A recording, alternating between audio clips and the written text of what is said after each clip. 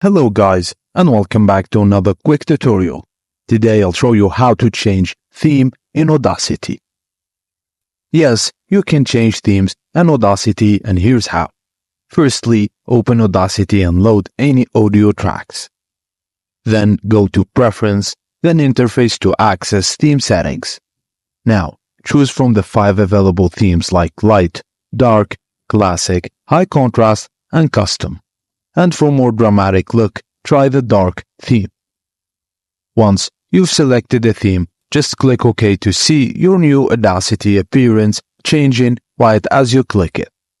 If you're interested in creating a custom theme, you can learn more by exploring Audacity's custom theme options to enjoy your personalized workspace. And that's it guys, as simple as that. Thank you for watching, and please don't forget to like and subscribe for more.